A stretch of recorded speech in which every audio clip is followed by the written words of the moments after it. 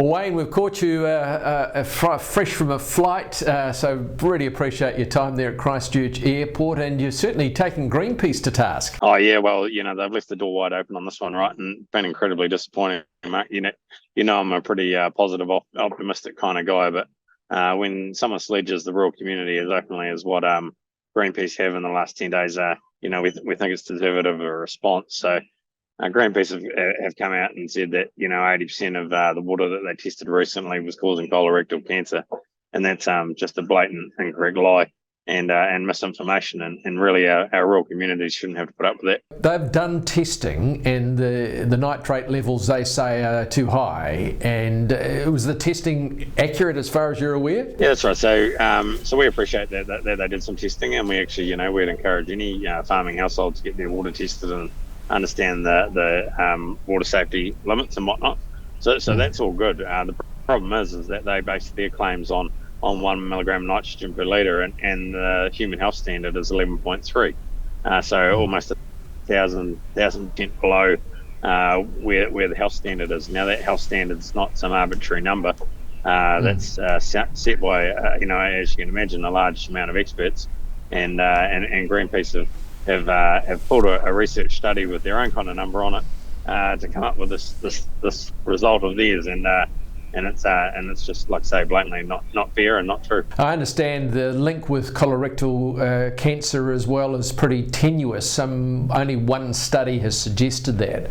Yeah, that's right, and that's where we find it difficult, right? Like I don't for a minute want to get into the science of it, because I'm not a scientist, as you know. I'm just the average farmer, but I do know if you use the example such as climate change, for example, you could pretty easily find a scientific study around the world right now that would say that climate change isn't happening, right? But we don't see Greenpeace jumping out and jumping onto that one.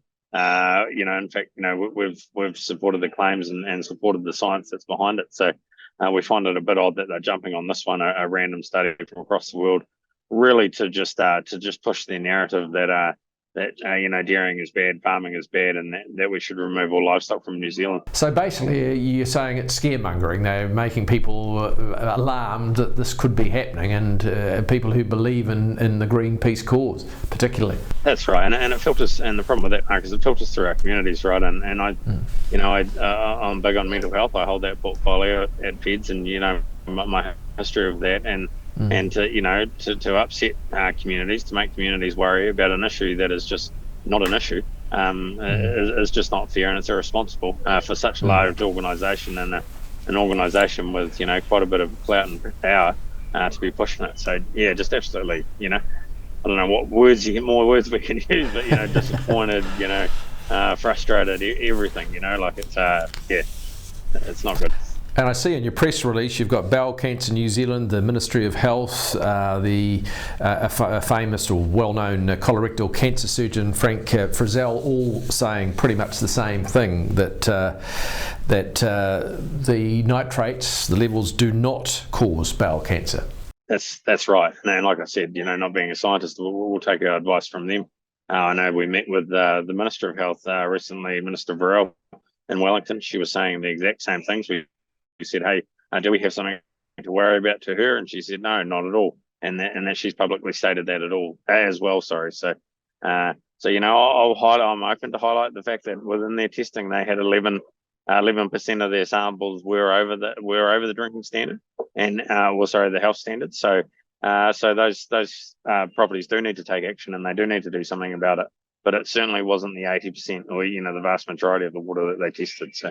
Moving along, a busy period for you with lots of annual general meetings around the traps. Yeah, that's right. It is a busy year, and particularly for myself, I know we've got a number of safe board members, you can call them, but I'm one that's put my head out a little bit and said, hey, I'm willing to stand up and want to be president next year, and so I've taken it on myself to get around the country as much as I can, visit the local AGMs and probably get a few votes. To be fair, that's how the federated farmer system works. So it's been good to get out and about, head to different areas of the country and see what they're dealing with. Just been down to Southland and Otago, and obviously they're working through the wintering practices and whatnot now, wintering consents and that sort of thing. and seeing the approaches that two different regions are taking is also quite interesting as well. So when is the election, as it were? When do you have to? How long do you have to campaign for? Yeah, that's right. We've got nominations close June 7th, and then the elections are 4th of July, I think, or sometime around there. So no, there's a couple of months to go, but we've got a good ship at Feds at the moment, and we're going really well, and so it would be really great to have that continue and work through this next election and see what we come through after that. Well, all the best, Wayne. I think you'd make a fantastic president, and I wish you luck. Oh no, cheers, Mark. Appreciate it. Thanks again.